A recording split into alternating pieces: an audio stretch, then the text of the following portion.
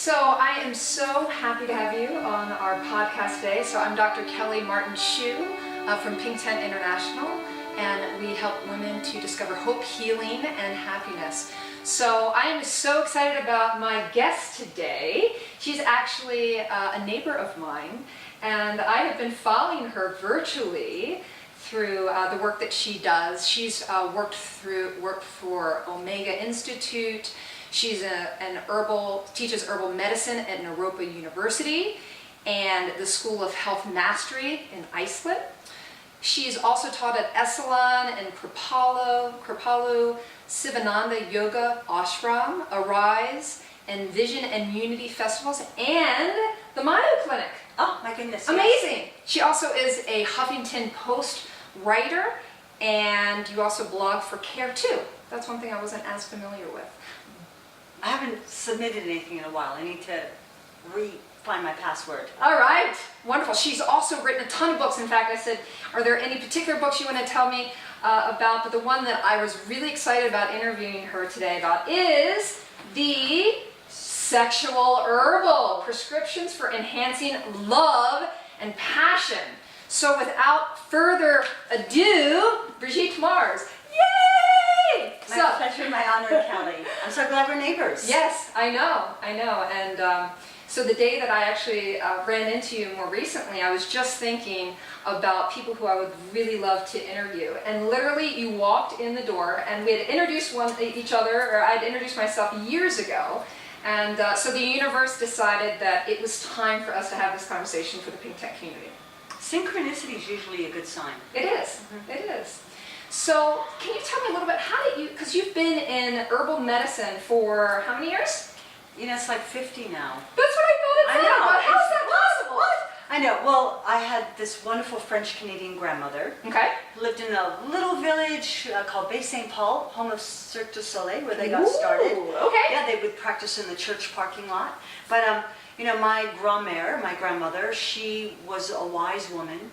She knew plants to heal her children. She had 11 children. She was also sort of into things like card reading and tea leaf reading. But I think something that really impressed me was one time we were walking in the woods and we found a little wounded bird, and she picked it up and we brought it home, and she put a salve on it and fed it some special seeds. And of course I wanted to keep it, but she said, no, we have to let it go and find its family. And when we let it fly away, I said, I want to learn how to be able to do that. Oh, and wow. you know, I grew up in the 50s, and back then, you know, there were a lot of shots.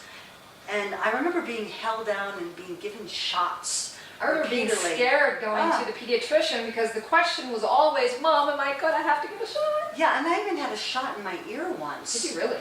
Yeah, and so by the time I was 15, I went to an all-girls boarding school, and we had a very fine infirmary and a nurse. But I had sort of an alternative practice in my room. I had a drawer, and it had, you know, rescue remedy and chamomile tea bags and, you know, all kinds of things to help, essential oils. Of course, the natural foods movement was still very young then, but I was growing sprouts on my windowsill. And so even then I was, you know, doing yoga and meditation, and decided I was going to be vegetarian, even though I was the only one in the school. So by the time I was 17, I was managing a natural food store in the Virgin Islands and starting to learn about the wild edible plants that were growing around us. And I lived for 2.5 years, totally off of wild edible plants in the Ozarks. Oh, wow. In the 70s. And I came to Boulder in 1977. Okay. And you know, growing up, I used to say, someday I'm going to work on Broadway. And I did, Broadway in Arapahoe. And I love it! Alfalfa's Market. And now I work sometimes at Broadway and Alpine at Pharmaca. So be very specific about what you wish for. But in a sense, you know, being an herbalist, I get to pick my own costumes, write my own script, a lot of radio. And really my mission, you know, why I think I always wanted to do theaters. I really want to help connect people and help them to be better stewards of the planet and respect the earth. And, you know, even though we live in Boulder, Colorado, I walk around and I see those pesticides applied signs. And it's like, please don't spray the dandelions. They're edible. They're the first food for the bees in the springtime. So I've been working with natural medicine. I went to, massage school. I went to Miami-Dade College. I apprenticed with a lot of different teachers. Way back then, there weren't like herb schools you could go to. Okay. So a lot of my work was done self-taught, but also apprenticeships. And I still learn all the time. You should see the stack of books on my bed. So you're an academic, so you love knowledge. Yes. Knowledge, learning it, bringing it in, and then sharing it. And I think a lot of times we feel that we can't be responsible for our health, that it's something so vast that we have to have lots of tests and, people that are way experienced. And I don't claim to cure people. I teach people how they can heal themselves. And it really is pretty simple. And I use food and herbs and supplements and essential oils and lifestyle techniques and acupressure. So I always like to say that this is time-tested medicine. When somebody tries to say, no, I really just practice traditional medicine, I say, I don't think Prozac is that traditional. It's, but I do think that valerian and echinacea are really the traditional medicine. So I'm just, we are blessed. We live in a time where we do have antibiotics if you really need them. But we should try natural medicine first because it can support your health and build your health. And you really need to take charge rather than expecting somebody else to love you more and care more. Absolutely, and I think that in the age that we live in, people are taking more personal responsibility because we have the internet where we can learn more things. And I'm seeing the millennials and people are not relying as much on their doctors. I think I'm starting to see a shift, and of course, we're very lucky. We live here in Boulder, right? So we have so many resources and practitioners and so many alternatives to really a healthy lifestyle, and knowing that that's where it starts. So I've very much enjoyed even watching that beginning to change, and even my parents, my parents cleanse on a regular basis, and that all started when my grandmother was diagnosed with cancer. And so we really, I grew up with my mother having a garden, and she was a nurse, so she came from that background, but she began to question, and so I grew up with a lot of strep throat when I was young, and so it was antibiotics, and I got my tonsils removed, and then I've watched my mom go through this journey of not just jumping to go to the doctor. In fact, my parents are very healthy and we're very fortunate, but I attribute that to their healthy lifestyle. They do cleansing and they eat from the garden, and I'm always recommending supplements, and of course my background is as a chiropractor. So I think taking that personal responsibility is so important. We can't rely on the experts all the time to give us all of our answers. I think turning inward and discovering, who we are on this journey and how can we really take charge. So I'm all about that, and the empowerment. So let's talk a little bit about the book that I'm so excited that you wrote, The Sexual Herbal, and what inspired that? Because as I said, when I first looked and saw all the books that you've written, this one really spoke to me and the community of women that I'm working with. Well, I wrote the book because I had been married for a number of years. And, if you really want to be good at something, you continue to put energy into it. Absolutely. And like if you want to be a great herbalist or a chiropractor or a doctor or a lawyer, you're going to take continuing education. And, I think that very often in relationships we think, oh, I already know everything about that, or I've got the guy now, I can, gain 50 pounds and cut all my, just wear ripped up t-shirts around the house. But, I thought the idea of like, what can you do to nurture relationship? Right. And, I knew that menopause lay ahead. So the sexual herbal, it's not just only about sex, but it's about menstrual health and menopause health and prostate health. So it's also about holistic gynecology, what to do for STDs, but also ideas like making love with a virgin or losing your virginity and adding a sacredness to it. So I took a number of Tantra workshops. I studied with Margot Anand and Charles and Caroline Muir when they were together, and Light and Brian Miller. And I realized that a lot of people go into like learning about sexuality and tantra, but not everything's working. They maybe have trauma from, maybe they have a sexually transmitted condition. Maybe there's problems with erectile function or vaginal dryness. And so I felt that, you know, these classes where you assume everybody comes in and they're all emotionally stable and holistically well and all that, it's not like that. Right. And you know, for very often in this day and age, this might be a person's second or third marriage, maybe even. And maybe they've had multiple sexual partners, and there's a lot of questions and issues about there, and certainly as we get older. So I wanted to write a book, and I was so happy because this is actually the second printing of this book. It used to be Sex, Love, and Health. But in this edition of the Sexual Herbal, I got to add chapters like the fine art of flirting and finding a mate. I read like, that. What if you don't, how fun. What if you don't have somebody? And then, you know, surviving things like infidelity or dealing with anger or healing the spirit from a broken heart. You know, whether it be through divorce or the death of a partner, like, you know, things happen in life. They do. And how can we deal with that? So I felt that there was a need for a book that covered all those other subjects. And what would you want to give, you know, your maybe child going off to college so that they really did have sexual education? Because I know when I was young, I asked my parents, like, well, how do you tell a boy baby from a girl baby? And they said, well, the boys breathe heavier. Oh, you're kidding. And me. So you didn't talk about those I kinds had of no things. knowledge of that. And I really was told that babies were found under a cabbage leaf. Were you really? I was. And, okay. you know, this is a little personal, but I remember asking my mom, what's a virgin? And she said, a virgin is a girl who's never been touched. And I actually got molested because I told a man I wasn't a virgin because I had held hands with a boy at a basketball game. So I assumed I was not a virgin because I held hands at a basketball game. Therefore, I had been touched. Okay. Therefore, so I see that misinformation can be a lot of trouble. Yeah. You know, and and I think that there's this idea like, you know, don't talk about it or don't tell the kids, but yet children are born from sexuality and it's a beautiful thing. They do have curiosity, and you know, maybe we need to change the way that we educate our kids and change the way that we educate them in school.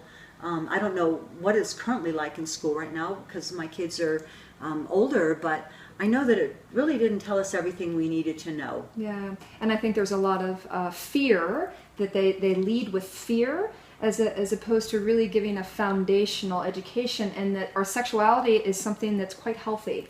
Right, and it's beautiful, and at the same time, there can be a lot of trauma. And how do you deal with that? And how do you talk about those things with our intimate partners, or you know, with our best friends? And these are the kinds of conversations that aren't happening. I mean, I think we live in a culture that is very sex-driven, right? But it's the supermodels, right? It's the airbrushing, and there's not real conversation about what does healthy sexuality look like, you know? And so I do believe that it begins with education, but not leading with fear, right? And so these really, you know, especially even at a young age, I've got a daughter who just turned 7.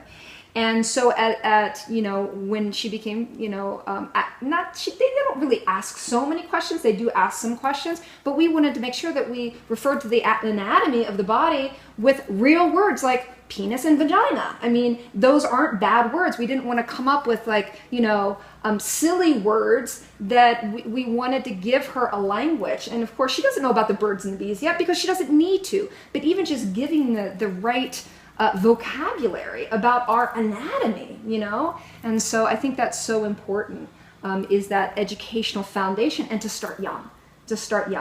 And so with that and sexual healing, let's talk a little bit about herbs and how we can bring herbs into our lives, especially for people who are listening that maybe have never taken an herb. So it's like, you know, a lot of our community, obviously, that's following Pink Tent has herpes, but other things, I mean, fibrocystic breast, you know, vaginitis, you know, menopause, there's so many different things, but let's start with some specific herbs that you might share with our listeners of how they can incorporate herbs into their lives? Well, I do see a lot of women in different stages of their life going to a doctor and then thinking there's something messed up with my hormones. Okay. So I need to do hormones. And it is normal for our hormones to change in our life. Mm-hmm. So I see a lot of people, my hormones aren't what they used to. Well, they're not supposed to be.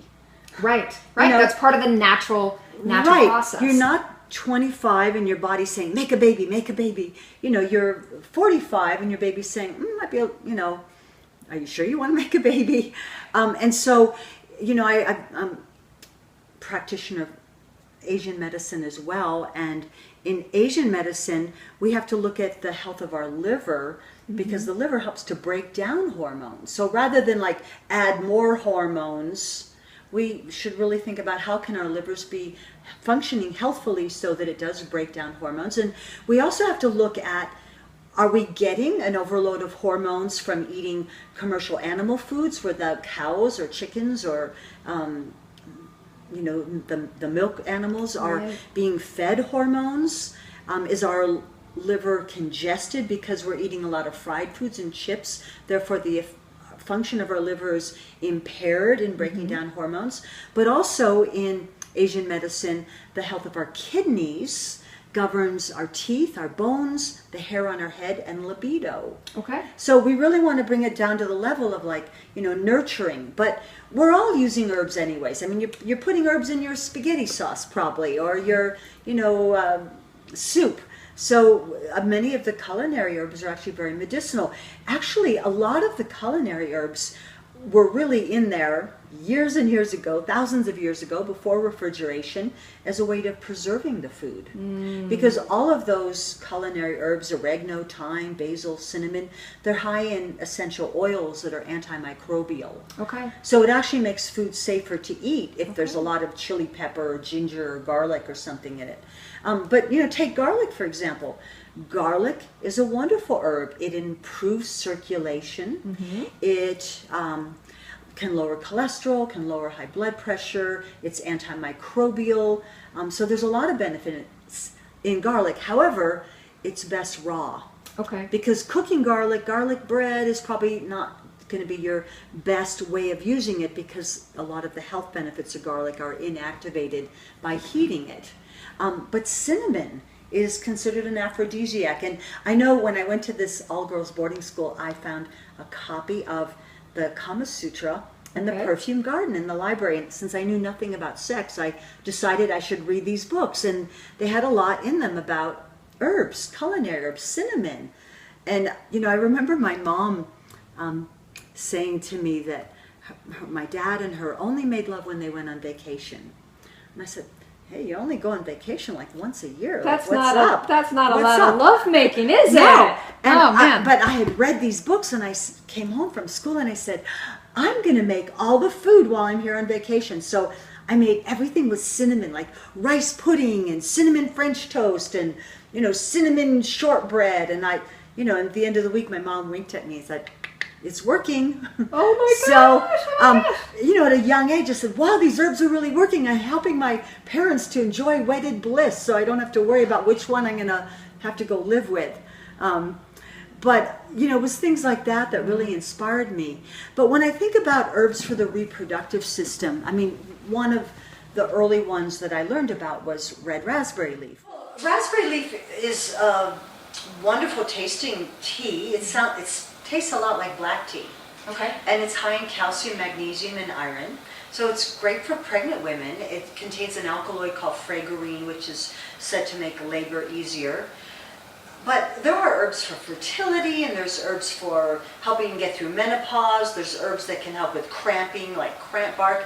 And so people always wonder, well, how do I use the herbs? Because some don't taste so great in food, like cinnamon, but you can use many of them in tea, or tincture, or capsules.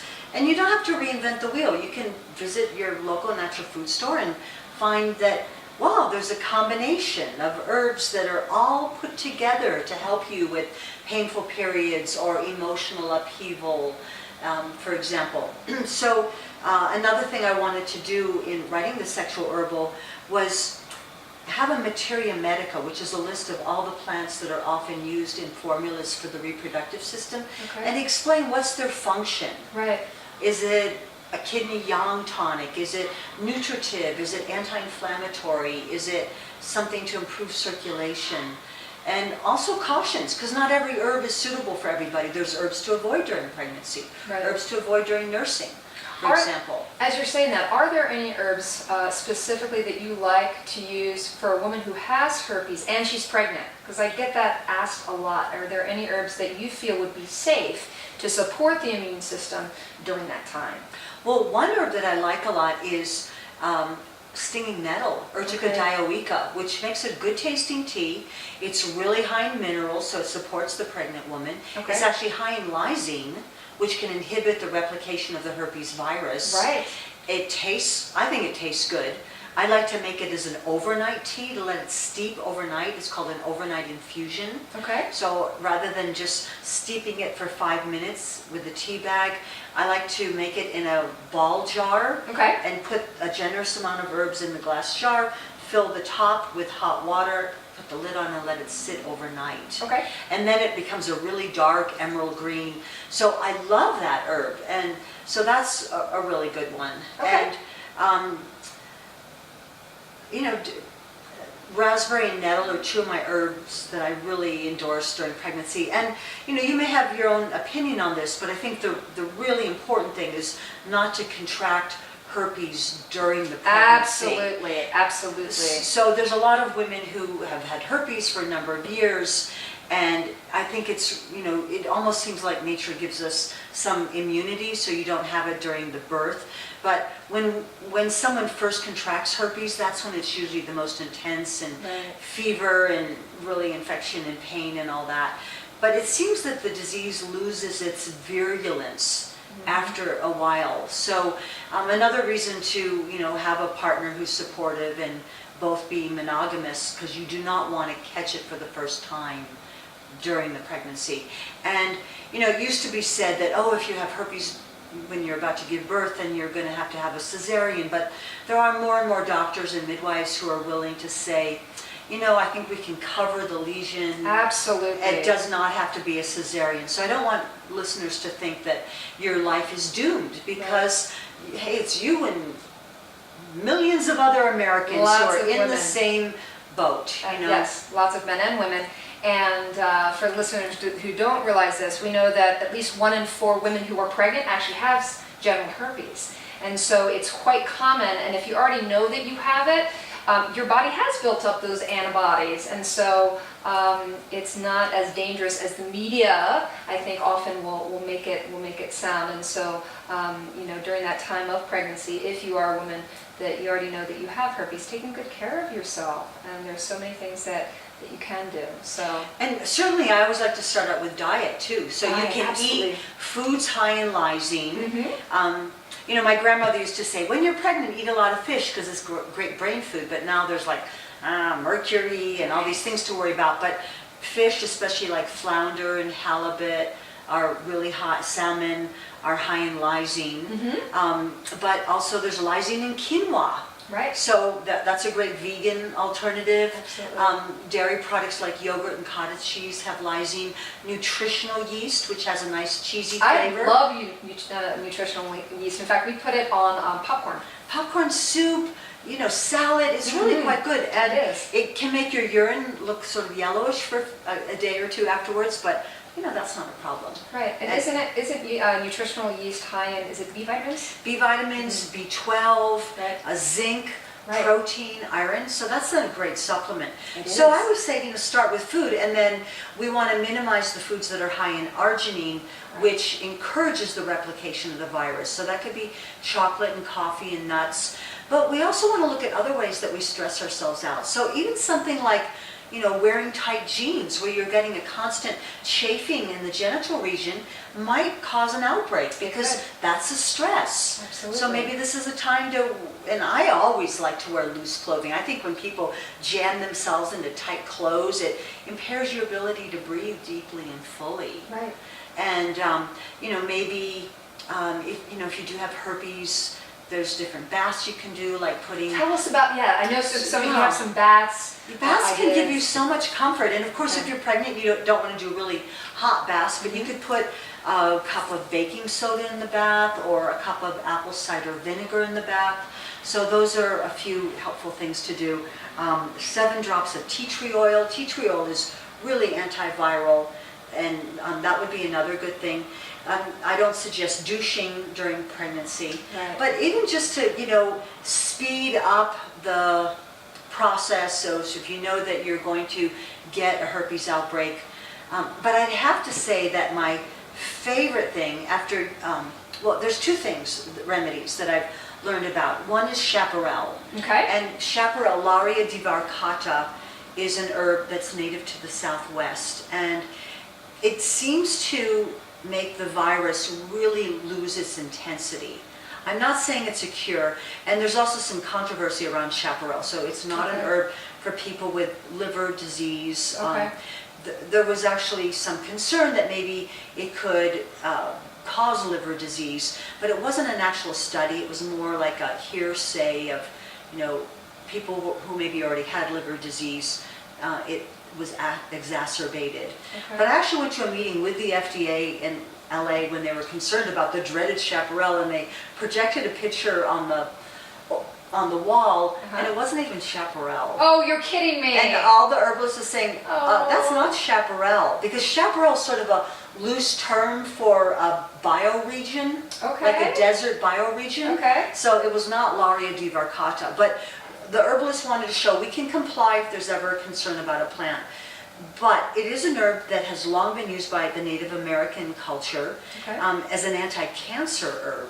Really? It contains something called norahydrogoric acetic acid, big long word, NDGA. Okay.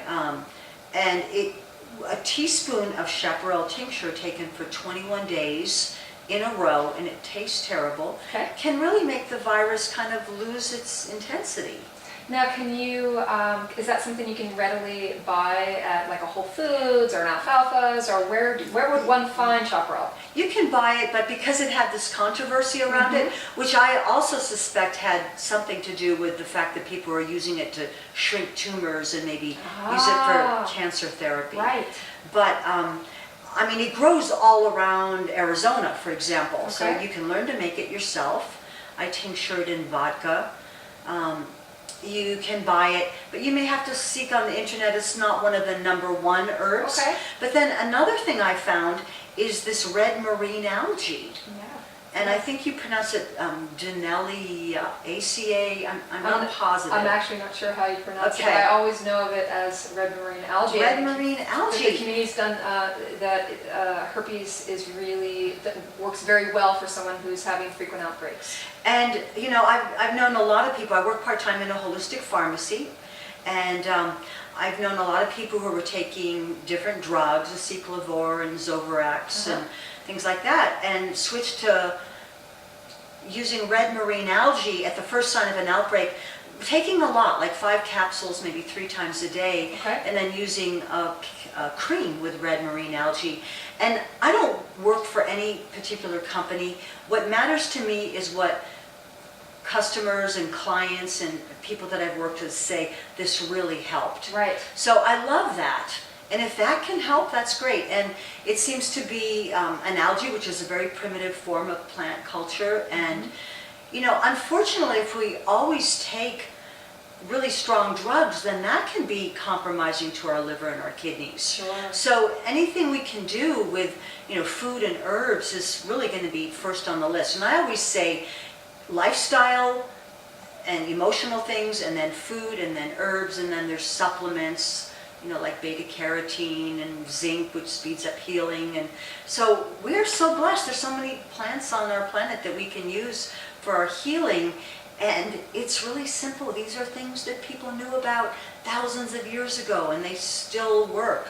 And we're really blessed now, because now we have the ability to look at translations from other cultures, from other languages, and really kind of put it all together. Absolutely. So it's not just American herbalism, but Chinese and Ayurvedic and South American and Tibetan and African and So we have a plethora of information available to us. We do, we do. What about for an actual outbreak? So we mentioned red marine algae, but any kind of salves or like just one thing, kind of a home remedy that someone might be able to use, applying it to a region of sores. Well, there's a number of things.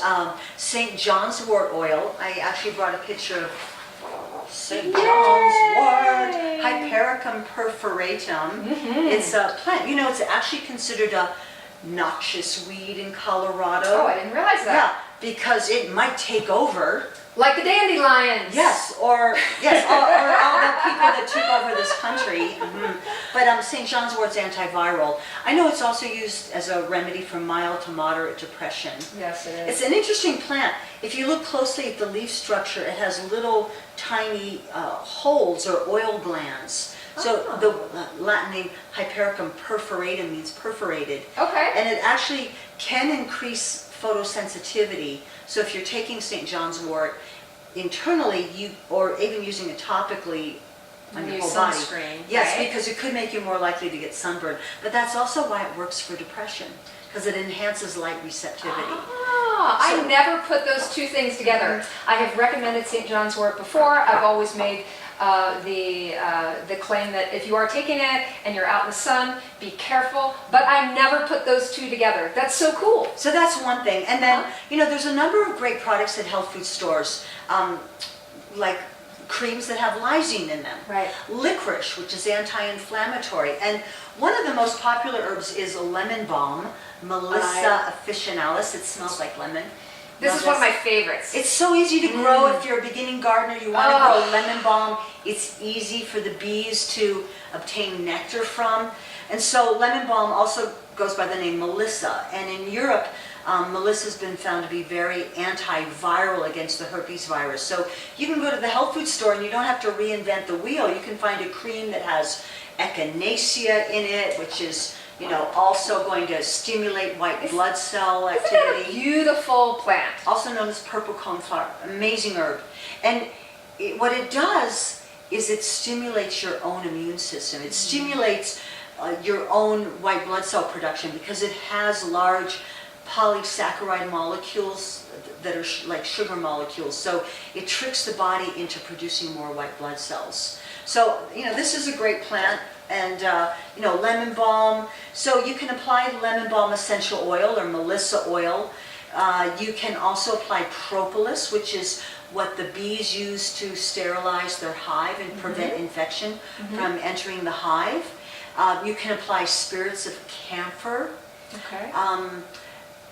The red marine algae, the lysine cream. So, you know, those are a number of things. There's, Absolutely. you know, plenty of more. Spirits of camphor can sting a little bit. Okay.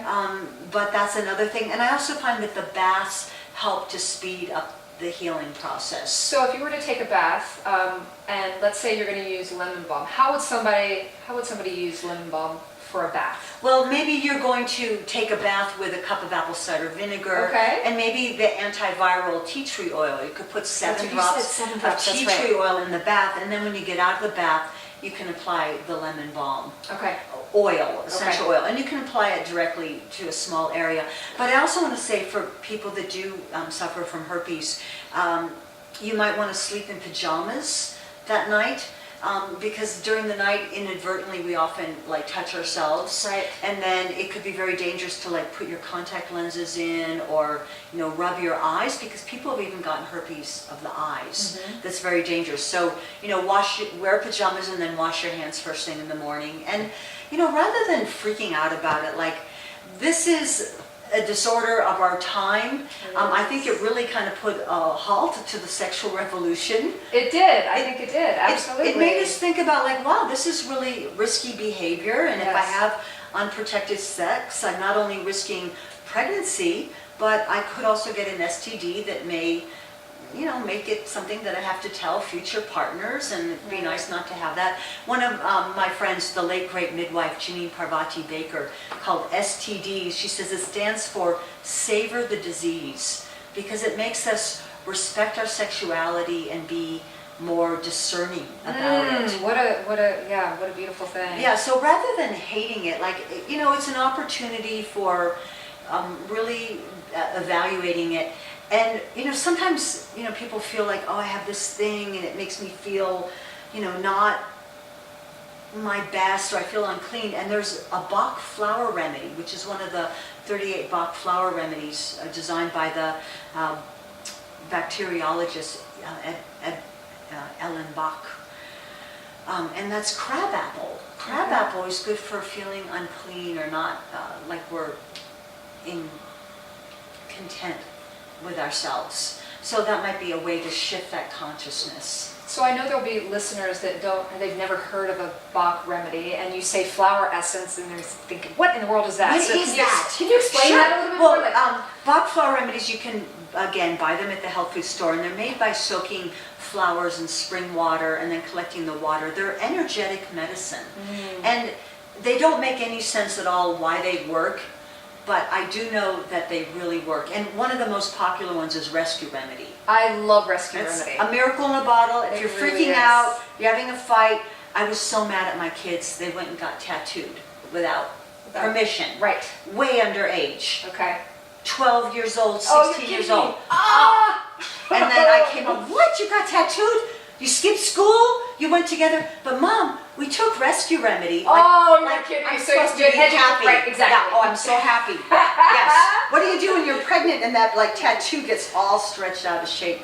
But it But hasn't they were hurt thinking them. of that. But they used the Rescue Remedy. Yes, Yeah. there you go. An arnica, And arnica, which two of reduces inflammation. my and favorite things. So, anyways, so those are a few things to do, and I do think that it's great. There's things out there that can really bolster our immune system, but we also want to think about, are we getting enough sleep? Because, stress can come in many forms. Lack of sleep, arguing, worry, all the things that people might go through in life, death, divorce, parents that maybe are leaving the planet. So when we're in a time of stress, we need to take better care of ourselves. Right. I think there's this attitude like, well, I'm really stressed, so I need to drink more or live off coffee and sugar donuts. It's like, Yeah, You more want Red Bull, you, right? you want to come through the stressful period, better than ever. I agree. And so this is a time like, no, I need to schedule massages. I think I would be a crazy woman if I did not soak in the bathtub. Now, I did live in a teepee for 2.5 years and take cold showers, like pouring a bucket Did you of really? cold water over my head and a little that would be Dr. tough. That would be Brown's tough. peppermint soap. So I marvel that hot water comes out of the sink, and it may not last forever, and I'll go back to the cold showers, but I do think that can be a great stress relieving thing. And if you have herpes, it can really give comfort and help to calm the itching. So you want to apply your topical applications after the bath and right before bed. And don't just do it once a day. Do it 5-6 times a day. Really be on it. And another thing for genital herpes is I am big on Kegel exercises. And Kegel exercises, they've been done in yoga for many years under different names like Mula Bandha and root locks. But of course there was this Dr. Kegel. It got named after him. So the exercise is very simple. If you were urinating and you had to stop, there's certain muscles you would tighten that would strengthen the pubococcygeus muscle. But what you're doing is you're building tone, Yes. increasing circulation, and moving toxins. And so it's not just for pregnant women to do after childbirth to get their uteruses to shrink. If men and women did Kegels, it would really encourage circulation and healthy flow of life force or chi or energy or prana or whatever you want to call it to the genital area. And another reason to do your Kegels is I've heard that adult diapers now outsell baby diapers. Are you kidding me? No, because I had no idea. a lot of Okay. adults, they're in diapers for maybe a decade. Yeah. And also I've been told that if you do your Kegel exercises, you're going to experience sex. Yes. It's going to be so much better, right? More What a great orgasms. reason, And right? men, you'll be able to make love longer and satisfy your partner. Yeah. Yeah. So that's good. We want to do that. Absolutely. And so what about even just that connection to our sexuality? I think Kegel exercises, one thing that they do is I have discovered, and this is personally too, being diagnosed in my early 20s, there could be a part of you that just wants to disown that sexuality. Like you don't even want to connect to the genitals because it can bring up fear and shame, and I think Kegel exercises and breath and bringing breath to those lower chakras is so important to reconnect us to our sexuality so that we can begin to love ourselves again, so that once we can begin to really connect to our own sexuality and our own self-love, that then we can think about being in partnership. So let's talk a little bit about sexuality, self-love, and that journey, especially for someone who's been diagnosed and they're feeling shameful and they're feeling dirty and those kinds of things. So I think it's really important to have ways that you honor yourself. And very often women, we take care of our kids, we take care of our husbands, we take care of our, the people that employ us, and we spend our lifetime like taking care of everybody else, and yet we need to take care of ourselves too. And I find that it might take getting up earlier in the morning to claim some time for ourselves. And I'm a big believer in getting ready for the next day the night before. You're going to sleep better, but that stress of like hitting the floor running because empty the dishwasher and make the bed and fold the laundry and go put gas in the car and all the things that we need to do. So anything you can do the night before is going to help you to have a little more serenity. And so I wake up early in the morning and really I don't eat anything until I've done yoga, stood on my head, jumped on the trampoline. I love that. Do you have one of those little trampolines? A little trampoline, a little rebounder. So great for lymphatic flow, yes, and circulation, I love that. Getting that energy going first thing in the morning. I know Tony Robbins is a big proponent of that, and he does rebounding, to really get going, right? It's wonderful, and it moves circulation and lymphatic flow in your body. And I think very often we have a culture of people that go for addictive substances. Yes. Because we think, I was really good today, therefore I deserve a, soda or an ice cream parfait or a bag of chips or something like that. So I encourage people to make a list of all the healthy ways that you can reward yourself. So it might be like, I'm going to read a novel, or I'm going to call my sister long distance, or I'm going to take an aromatherapy bath, or I'm going to take a walk in the garden, or I'm going to watch a movie, or my partner and I are going to trade foot massages or hand massages. Fantastic. So, what are other healthy ways? Maybe scheduling a massage for yourself, or even cleaning can be like taking time out for yourself. So I'm big on making time for yourself, and you really need to do it. And what you got away with in your 20s and 30s, you may not get away with in your 40s. So you really end up having to put more time and more loving into yourself. So, now that the kids are grown, I really am taking time every day, and I think it's going to help me to, grow old more gracefully, and I feel great. I feel like I'm healthier now than I ever was. Yeah.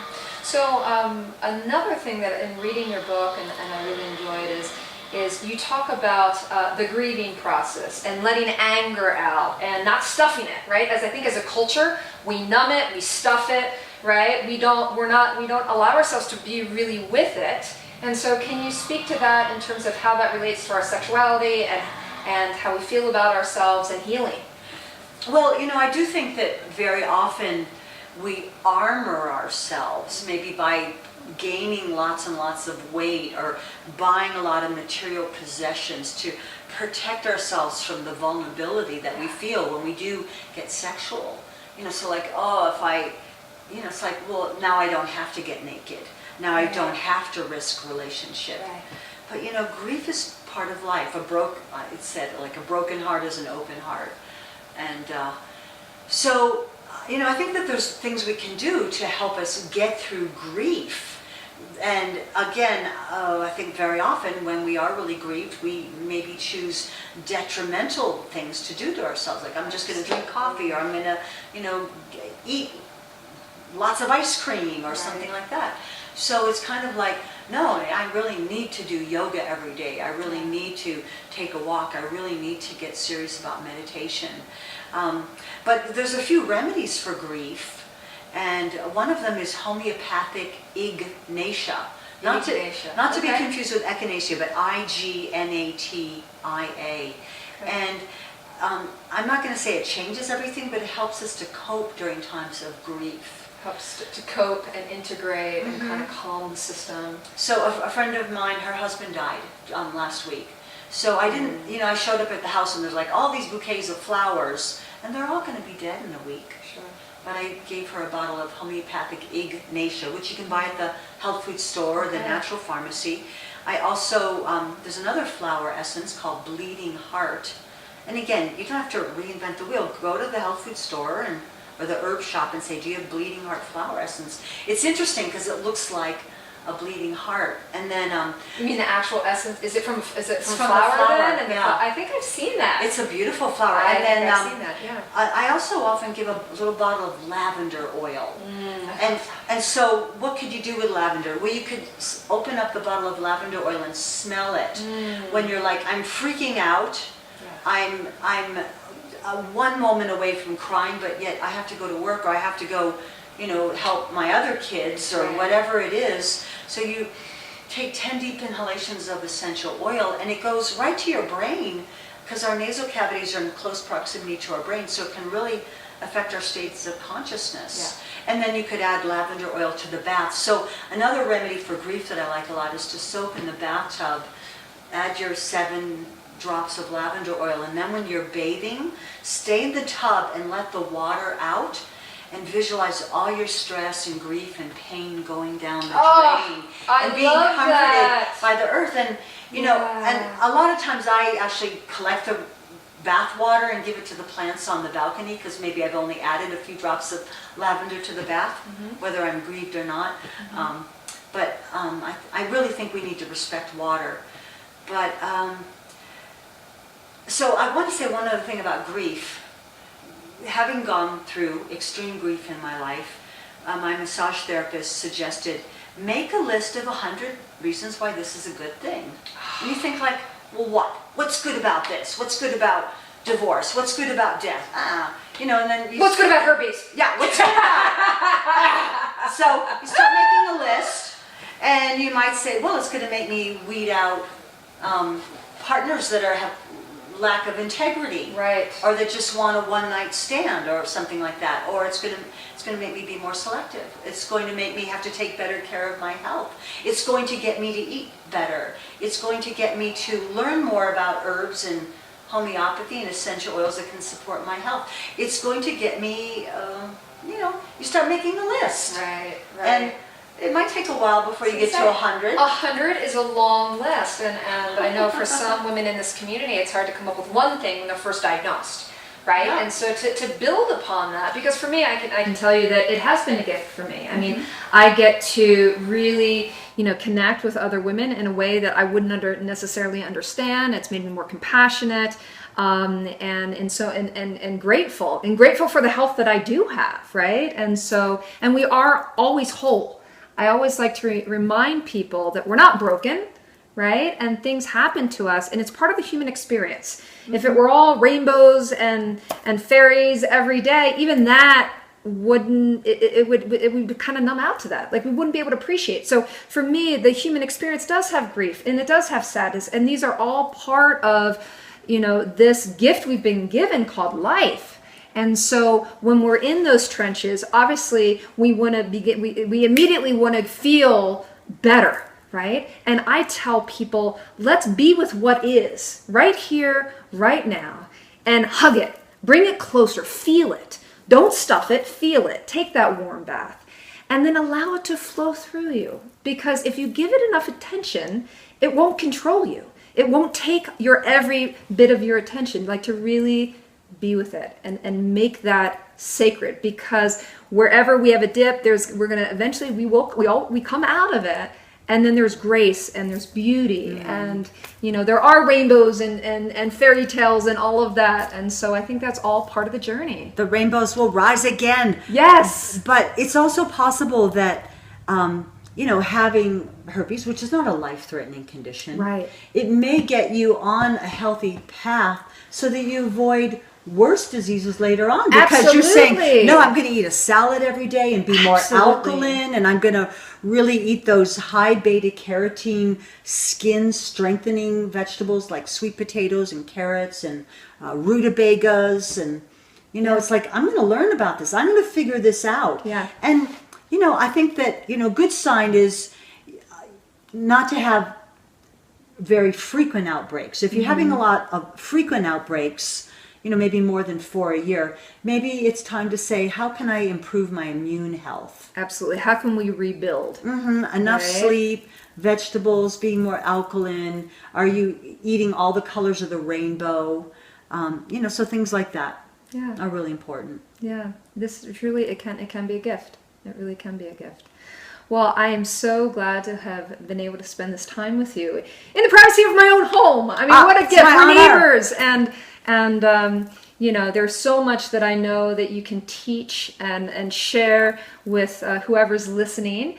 And BrigitteMars.com, this is her website. We'll get a little tile, BrigitteMars.com. And is there anything that you would like to share? Obviously, where can they get the book, your book, The Sexual Herbal? You can buy it on my website. Okay. And, you know, if you only support those big internet companies, that's going to be all that's left. So support your local bookstores, your local natural food stores. That's important, you know. Yeah. And Brigitte does really cool things, from, you know, teaching about how to look at herbs that are all around us, where, you know, things like dandelions. Eat that the are weeds. Eat the weeds. So I eat weeds every day. Right. I saw an interview where I think it was called the Urban, what was it called? Urban Forage or something. Urban Forage. Like, how can you actually begin to bring plants into your home and eat healthier? And she's a wealth of knowledge. So BrigitteMars.com. And